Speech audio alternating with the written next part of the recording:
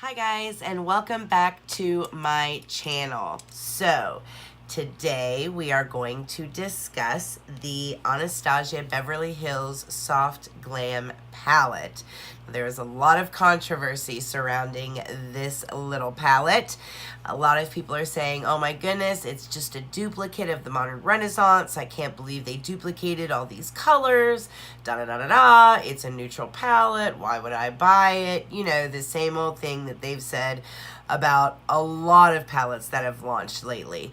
We're gonna dissect all of this and really get down into the details of this palette. So if that's something you're interested in, then you're in the right place. Keep watching, we're about to get into it.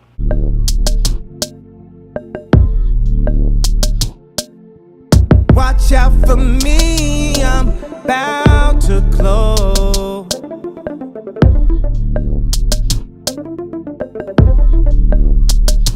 You better watch out for me, I'm about to close. Your boy all glow. Alright guys, so this little palette started controversy from the very beginning. It actually was leaked online long before it was supposed to be promoted online, which I understand is incredibly frustrating for companies. As I understand it, they were actually in the middle of a product photo shoot when they found out that pictures of it had leaked online, and honestly, companies and industries invest a lot of money into taking pictures of these palettes, hiring models, doing days-long photo shoots just to be able to get the launch just right. A lot of times they'll actually put sneak peeks out there, build momentum, get the community excited about it so that when it launches, sales just skyrocket through the roof because it's so anticipated. When something leaks ahead of schedule, all of that kind of gets a wrench thrown into it, and it can cost a company millions of dollars. The palette was actually leaked via Instagram, and once the palette leaked, the company decided to get out ahead of it, and they actually released a statement basically saying, hey, we understand the palette's been leaked, so we're going to go ahead and introduce the palette to the world. Here is the Soft Glam palette. And they went ahead and released photos of the palettes themselves. But the owner, and from what I understand, the owner's daughter, Norvina, took to Twitter with some choice words for the leakers.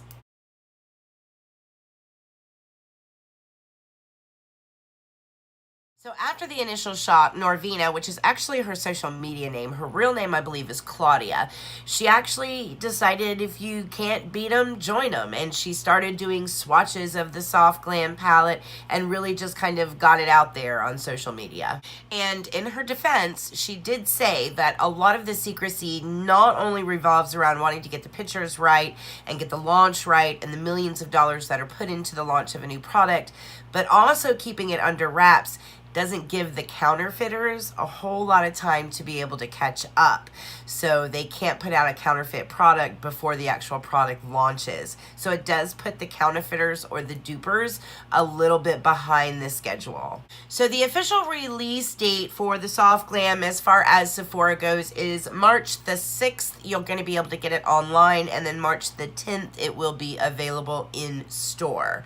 So this is the Soft Glam palette. I love the packaging. It's a nice felt package. It feels just like the Modern Renaissance, the subculture. They all have that soft felt finish.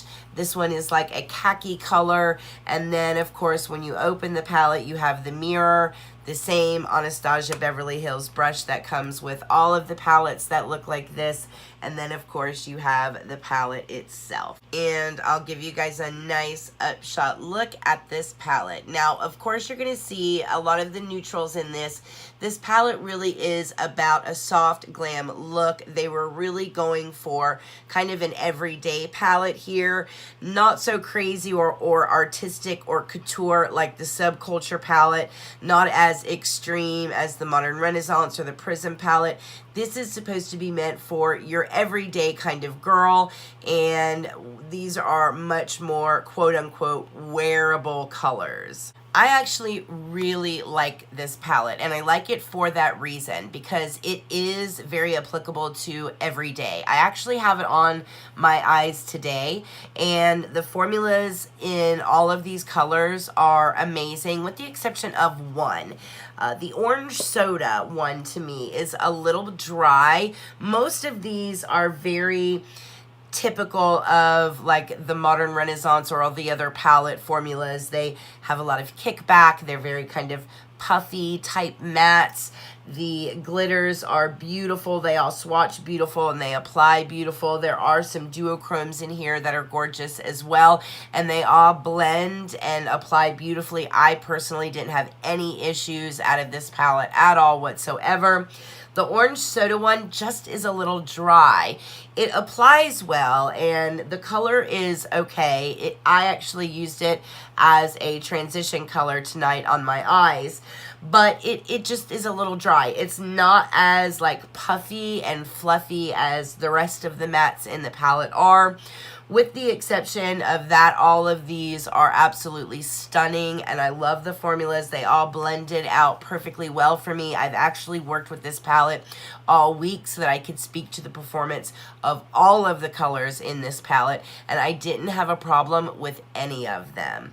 I do, however, want to go a little bit more in detail about what colors are original to this palette. What colors are colors that they basically pulled from their individual shadow collection, and what colors are duped in other palettes. Now, one note, there are no colors in here that are duped in any other palette other than the Modern Renaissance palette. I did put this palette up against the Prism palette, the Subculture palette, and the only colors that are duplicated in here are colors from the Modern Renaissance palette, but I think you'll be surprised at the amount of colors that are duplicated from the Modern Renaissance palette. It's not like this is a Modern Renaissance Part 2. They do have some shadows that they pulled from their individual collection, and that's the individual singles that you can purchase online, but there are quite a few shadows in here that are original to this palette. So let's go through that breakdown now. Okay guys, let's start with Tempura. Tempura is a Modern Renaissance color. Next we have Glistening, which is an original. This is not available individually either. Individually you have Glisten, which is more of a shimmery beige, but not Glistening. So this is original to this palette. Next we have Orange Soda, which you can buy as an individual shadow. Next, you have Rose Pink, which is original to this palette. Next, you have Sultry, which is also original to this palette. Next, you have Bronze, which, as common as bronze is, that's actually original to this palette. Next, you have Mulberry, again, which is a matte and original to this palette. Next, you have Dusty Rose, which is actually available as an individual shadow, but not in any other palette that Anastasia has. Next, you have Fairy, which is an original shade to this palette. Next, you have Burnt Orange, which is also in the Modern Renaissance and available as a single individual as well. Then you have Sienna, which is available as an individual shadow as well, but not in any other palette. Then you have Rustic, which is original to this palette. Then you have Cypress Umber, which is in Modern Renaissance and available as a single. And then you have Noir, which is available as a single, but not in any other palette. So as far as colors that are available in Modern Renaissance, again, that would be Tempura, Burnt Orange, and Cypress Umber. Those are the three colors that are available in the Modern Renaissance. Ones that are available to purchase individually, you have the Orange Soda. You have the Dusty Rose, And you have the Sienna and the Noir. And those you can purchase individually, but are not in any other palettes. Now, the ones that are in the Modern Renaissance palette, you can also purchase individually, I believe, maybe with the exception of Tempura. But that is the breakdown of this palette, including duplicates. So as you can see, there's only 3 shades in here that were in the Modern Renaissance palette. So for me, even though I own the Modern Renaissance palette, I still would like to own this palette because there are quite a few shadows in here that are just original to this palette. I love the way this palette is laid out, even including those 3 colors from the Modern Renaissance palette. I think those 3 particular colors work very well and complement the original shadows in this and the individual shadows in this. Altogether, I think it was a very well thought out, very well put together palette, and I'm very happy with it. So when it came to application, I had no problem blending these shadows out all week long. They blended out beautifully.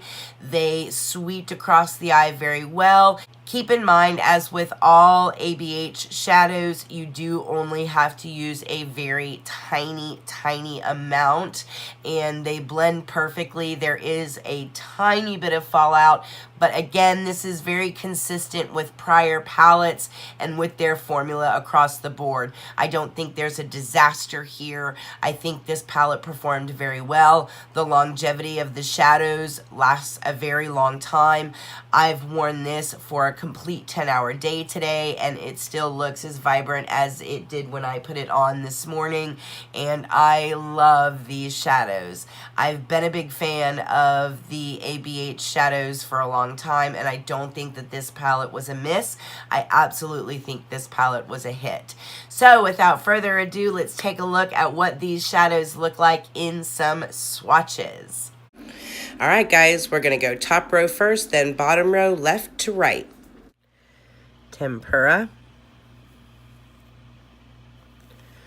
which is very light. Glistening.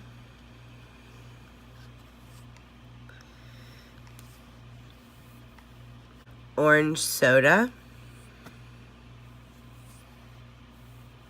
Rose Pink, which to me is beautiful. I love that color. Sultry.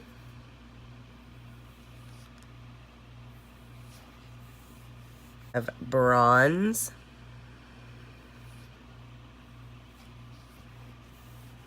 Mulberry.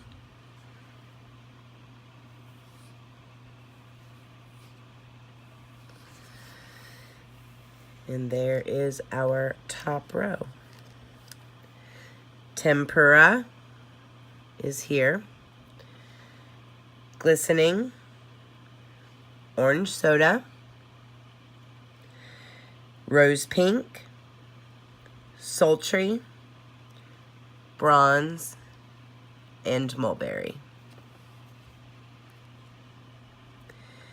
There's our top row.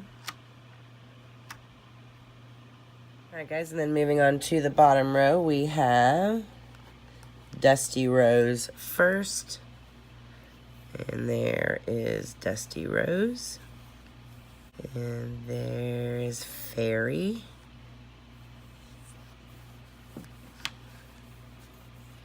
Then we have Burnt Orange. Then Sienna.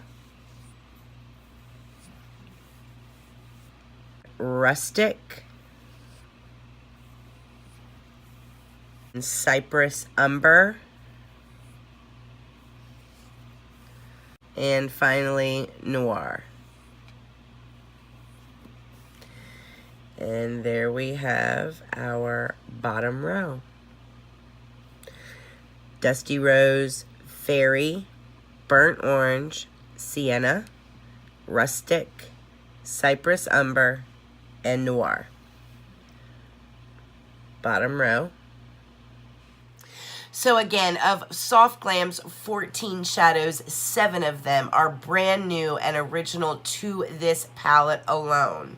3 of them are pulled over from the Modern Renaissance palette, and the rest of them are apparently some favorites from the singles collection. So overall, I think it's a great blend of the ABH shadows. I am a fan of this palette. It's absolutely Erica approved. So she's going to retail for the traditional $42, and I'm just curious how many of you guys are going to pick up Soft Glam.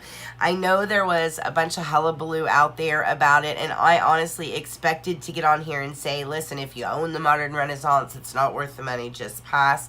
But guys, I really have fallen in love with this palette through the course of this week, utilizing it. I love it. I've found that I'm reaching for it before I reach for a lot of my other palettes.